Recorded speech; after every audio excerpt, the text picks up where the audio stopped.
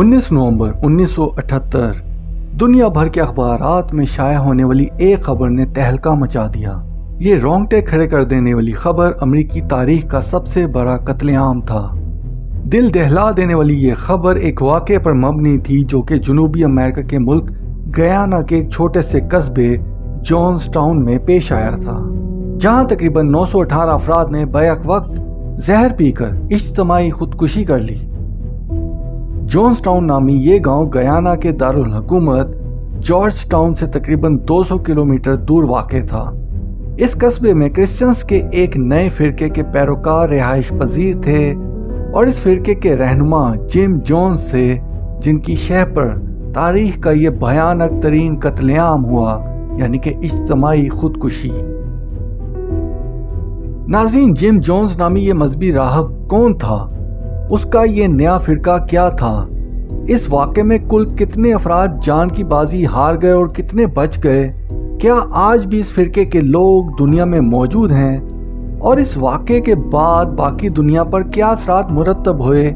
आप ये सब जान सकेंगे आज की अनमोल कहानी में। नाज़रीन, जिम जोन्स, जिसका असल नाम जेम्स वॉन जोन्स था, 13 मई 1971 को अमेरिकी रियासत इंडियाना के एक शहर क्रेट में पैदा हुआ। बाकायदगी से चर्च जाने वाला ये बच्चा बचपन से ही नहायत मजहबी था। बटलर यूनिवर्सिटी से ग्रेजुएशन करने के बाद जिम जोन्स को मिनिस्ट्री में काम करने का मौका मिला, जहां जल्द ही वो इंतहाई करिश्माती शख्सियत के तौर पर मशहूर हो गया। 60 की दिहाई में जिम जोन्स बाकायदा एक मजहबी राहब बन चुका था, जिसका दावा था कि उसके पास रूहानी ताकत है जिससे ना सिर्फ वो मुस्तकबिल देख सकता है बल्कि किसी की भी बीमारी का इलाज भी आसानी से कर सकता है। इसके अलावा वो मुख्तलिफ चर्चेज में बाकायदा एक मुकर्रर के तौर पर भी खिदमात सरंजाम दे रहा था।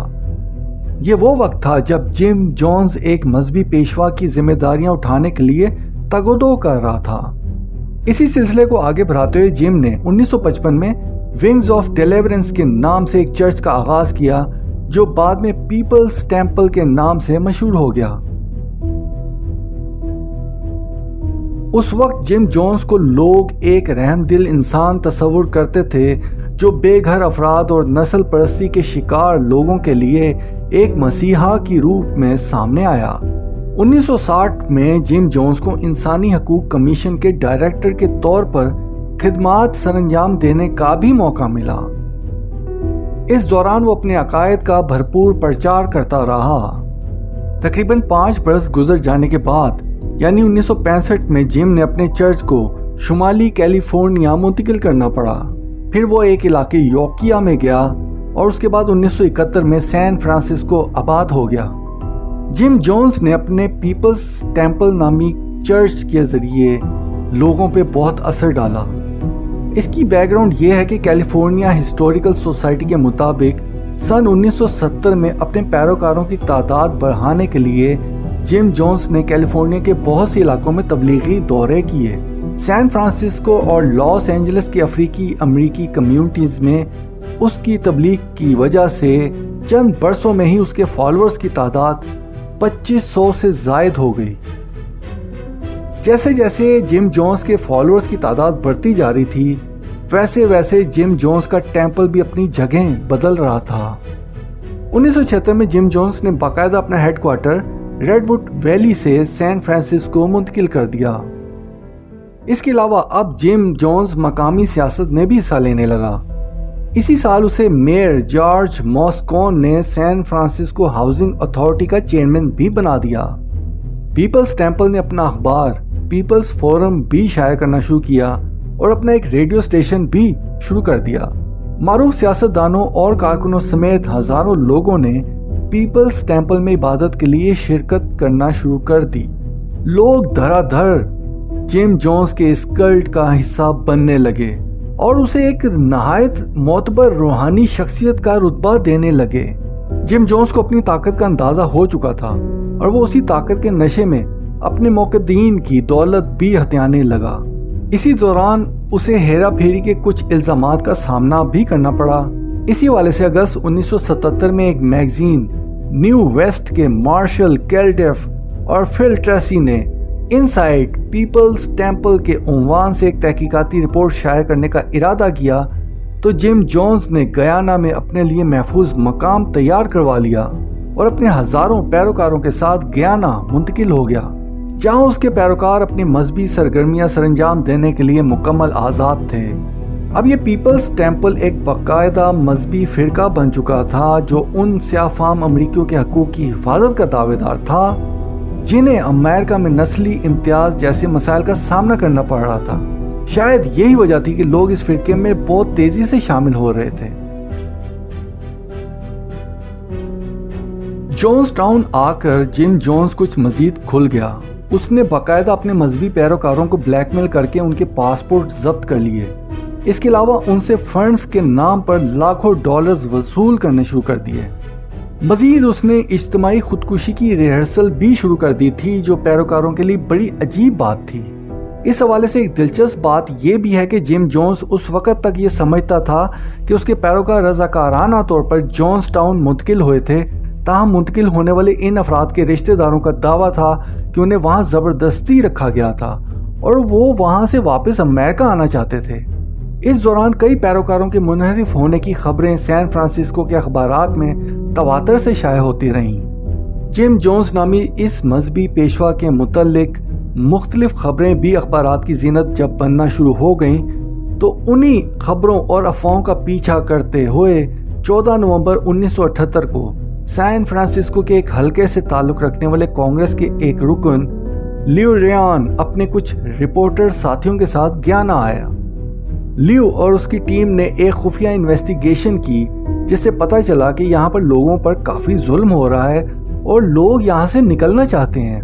لیو ریان کی اس ٹیم نے 4 دن تک یہ انویسٹیگیشن جاری رکھی۔ اگلے روز لیو ریان اور ان کی ٹیم جب دوبارہ جونز ٹاؤن گئی تو 14 افراد نے پیپلز ٹیمپل سے مبینہ طور پر منحرف ہو کر امریکہ واپس جانے کا اعلان کر دیا۔ یہ 14 افراد اور لیو ریان کی ٹیم ہوائی پٹی پورٹ کیٹوما پہنچی تاکہ اپنے ہوائی جہاز میں سوار ہو کر امریکہ روانہ ہو سکیں۔ یہ لوگ ابھی وہاں سے نکلنے کی تیاری ہی کر رہے تھے کہ جم جونز کے حکم پر ان پر حملہ کر دیا گیا، جس میں لیو ریان اور اس کے 3 ساتھیوں سمیت کل 5 لوگوں کو بے رحمی سے قتل کر دیا گیا۔ یہ واقعہ کوئی معمولی واقعہ نہ تھا اور یہ بات جم جونز بھی جانتا تھا، اس لیے اس نے خوف کے مارے انتہائی قدم اٹھانے کا فیصلہ کیا۔ یہ 18 نومبر 1978 کا دن تھا جب جم جونز اور اس کا یہ کلٹ جونز ٹاؤن میں ایک جگہ اکٹھے ہوئے۔ جم جونز نے اعلان کیا، خوبصورت موت کو گلے لگا لو، اور پھر دنیا نے وہ دل دہلا دینے والا منظر دیکھا کہ جب 913 لوگوں نے اجتماعی طور پر زہر کا جام نوش کر لیا۔ ان خودکشی کرنے والے افراد میں 304 تو ایسے بچے تھے جن کی عمر 18 برس سے کم تھی۔ ان 913 افراد کے علاوہ جن لوگوں نے زہر پینے سے انکار کیا انہیں گولی مار کے قتل کر دیا گیا۔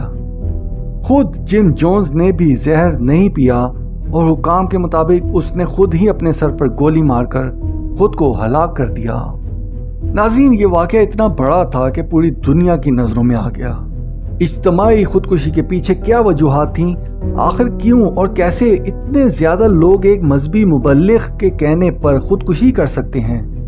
یہ وہ سوال تھے جن کا جواب دنیا جاننا چاہتی تھی۔